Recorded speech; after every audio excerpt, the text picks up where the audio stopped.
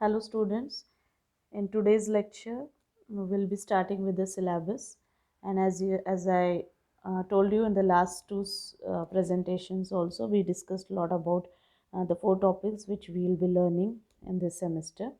As I mentioned in the first of my presentation that this year we'll be learning modern concept, but before that I'll just take a quick review about what we have learned in your first year in principles of business management. So what we have to do is, in management you have learned about the definition of management. Then in definition of management goes this way, that management is the art of getting work done through and with people. So you have to, when you'll be called as a good manager if you are working with people, and you have that art of getting work done through people.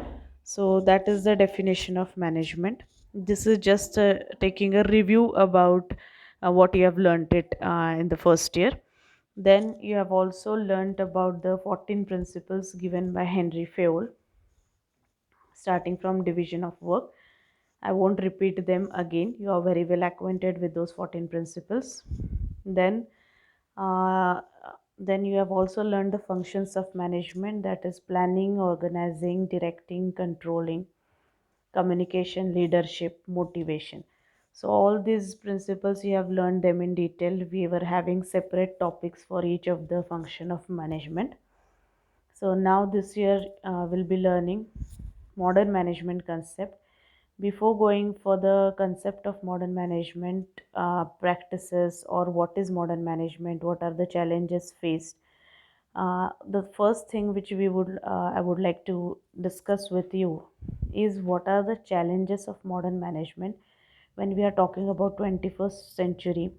In the present time, key realities of managing the organization, that will be first taking a look over, and then we'll see what are the changes in workplace in 21st century. So that way we'll be going through the first unit. So the challenges in 21st century, or you can say that what are the challenges in front of modern management or modern organizations, that will be looking after first. So the first point is change. Now you all know that change is inevitable in life, it is unavoidable in life, and everything undergoes a change, and nobody likes change, or majority of the time the attitude towards looking at the change is, most probably it is a negative attitude, right? Everything is going to undergo a change, right? So the season undergoes a change. Now if you're having rainy season, after few months, after 4 months, you'll be experiencing winter season. After that there is summer season. Likewise, seasons undergo change. In the same way, everything is going to change. So what is the tendency of human being is that human being doesn't want any change. He resists the change, he keep on opposing the change, but it is inevitable.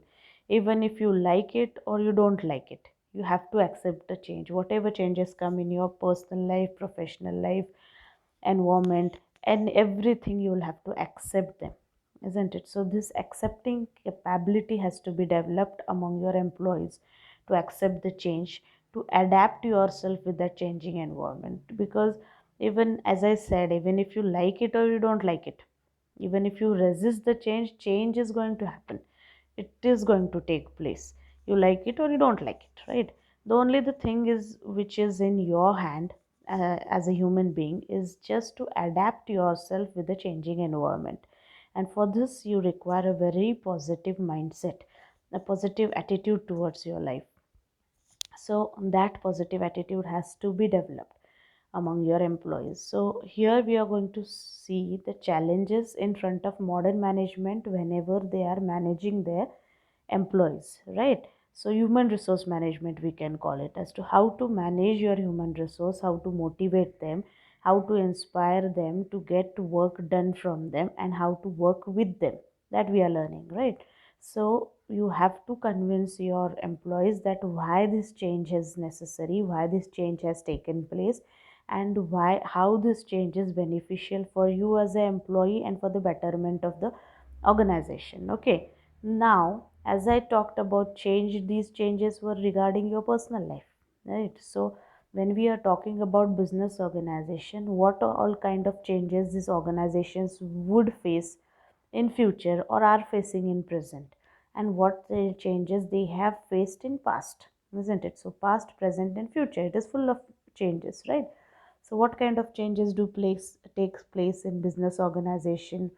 Then everything which changes, it includes your products, your processes, your customers, your behavior of your customer, your pattern of consumption, expectation of your employees at workplace, his expectation about rewards, his expectation about his personal development, right? So all these things are going to change. Definitely they are going to change. Today if your product is boom, running in boom in the market, tomorrow you don't know what is going to happen. Tomorrow your competitor may enter with a better product than which you have launched, right? He may capture the market, your sales may go down, so anything can happen. So you have to be ready for that change. Your mindset should be very positive. You should be able to digest that change positively and adapt that change, right? So these are the things which are necessary, which is the biggest challenge in front of modern management. Okay, then along with that, your customers are going to change. We can't be brand loyal all the time.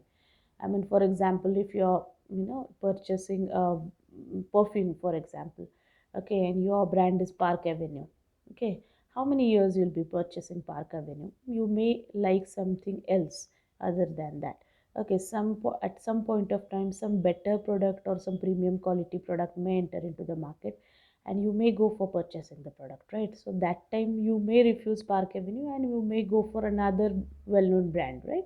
So you don't know when the customer's mindset is going to change, right? So here what happens, your one customer is being dropped and he's being shifted to another product, your competitor's product. So you have lost your customer, isn't it? This is the change. What are you going to do? You can't do anything, isn't it? The only thing which you can do is just, you have a good standing in the market, you should confidently stand in the market, you should try to convince the customer that how your product is better than the competitor's product. That's it, isn't it? So you should go for heavy marketing and publicity and try to convince your customer. And if one customer is lost, you must have that ability to gain 10 more customers, attract 10 more customers, isn't it? So these are the challenges which the modern management is going to face. Second thing is that your fashions are going to change. Fashion keep on changing.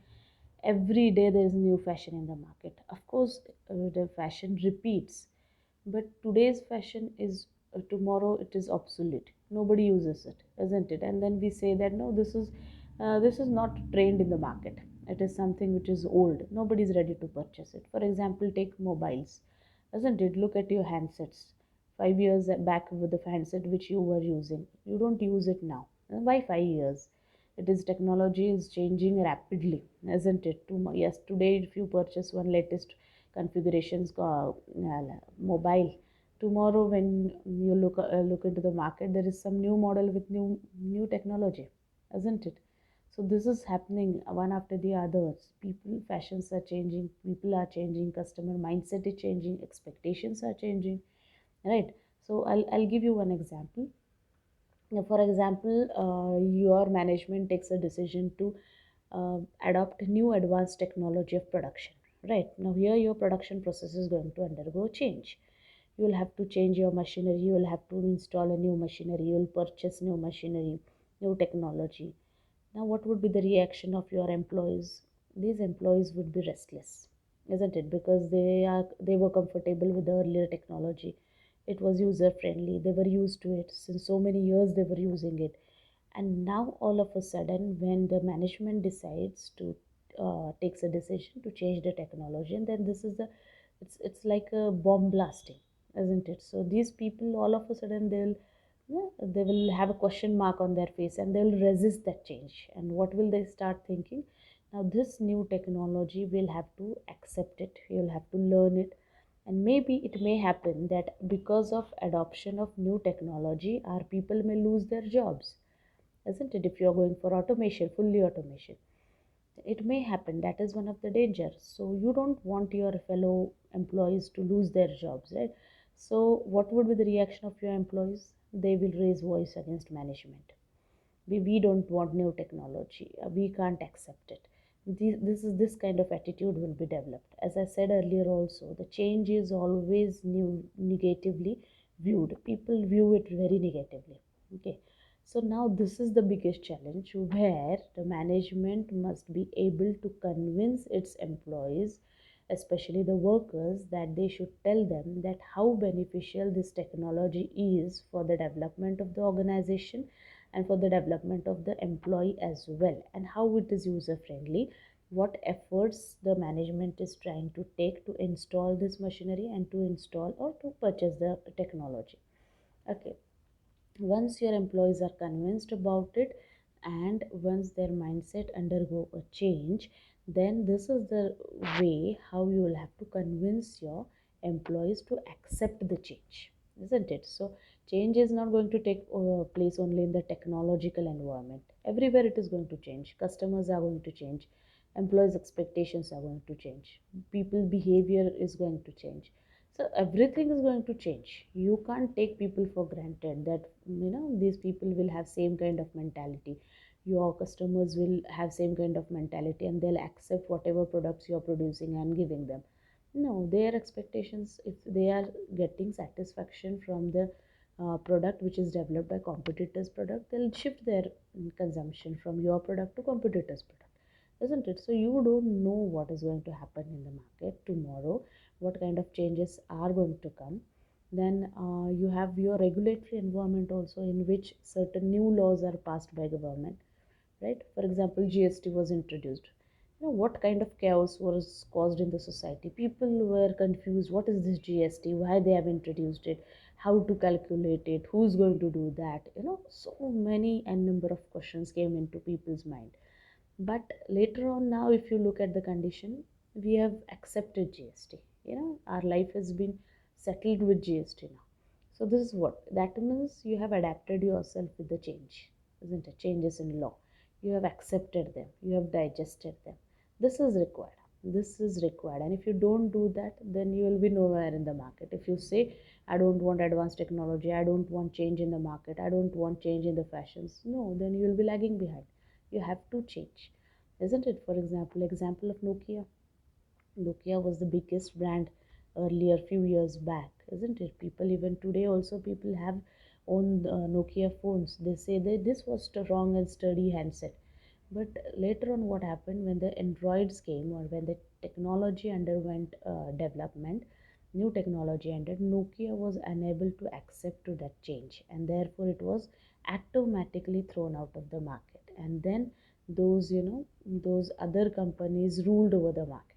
Right now, it is a different thing that Nokia has come back, done a comeback, but the craze of Nokia has lost in the market, right? So these are the things which you have to keep into mind, that you will have to motivate people to strive for the improvement and overcome the resistance to change. This is the biggest challenge in front of the management. And when is this possible? It is possible if the management set for the workforce the goals which are challenging and which will drive them for their achievement and also blossom of the potential of people. After all, students, what an employee wants, the expectation of employee is that whatever I have learned, whatever my qualification, whatever skills do I acquire, my potential has to be used while doing my work. you know so the challenge in front of modern management is that they should motivate the employees in such a way that the employees should feel that yes, this is something toughest job, or this job is a very challenging job which I would like to do it. That kind of feeling must be developed among employees. So what management has to do is set forth the goals which are very challenging, so that employee will feel that my potential is being utilized for achieving those goals. This kind of thought has to be developed in the minds of employees. This is what is required. Okay, so this was all about change, which was the first challenge of modern management. Now, moving towards the second one is the size of organization. Now, generally, what is the presumption in the society that if you are having a big size organization, or these organizations are also called as giant firms, right? Multinationals, transnationals, big giant people, organizations. So if you are having big organization, it means that you are more successful, right? So this was accepted in traditional management in earlier century. When we are talking about 21st century, when we are talking about modern management, size of organization is not important at all. You know, if you want to be successful, you can be a medium size organization or a small size organization. Your present in present time, the size of organization will no longer guarantee you or ensure you success. Okay, when we say that big size organization is having abundant resources, especially financially, they are very strong, so that does not guarantee success in today's market. What is required if you want to be successful in market? What is the secret of that? The secret is that you must have customer service, good customer service, prompt service, speed and flexibility. Then speedily you should be able to take the decisions. You must have flexibility in your decision making, and prompt and satisfactory customer service, good teamwork. These are the keys to survive and succeed in this competitive world. So it is very wrong to think that if you are having large size organization you are successful, and if your organization is very small you are unsuccessful because you are short, you are having dearth of resources. It's not like that at all. Even if you are having abundant of financial resources and other resources as well, but if you don't have prompt decision making, if you are not giving proper service to the customers, then you will be automatically thrown out of the market. That's for sure. So for that, what you have to do is you must have good decision making, good prompt service. You must see to it that my customers are 100% satisfied. Take continuous rigorous feedback from customers. Go for customer relationship management. Of course, at that point we are going to learn in next semester what is CRM, isn't it? Go for CSR. You know, do such things because of which your impression in the market would be a positive one. People should look at your organization as a very well organized, well planned organization, having good decision making power, having good teamwork in your organization, right? So that kind of image has to be created in the market, and that can be created if you are having all these qualities which I mentioned just now. Okay, students, so today we'll just look after only two challenges. In the next lecture, I'll continue with the next two challenges, which are quality and lifelong learning. Okay, thank you.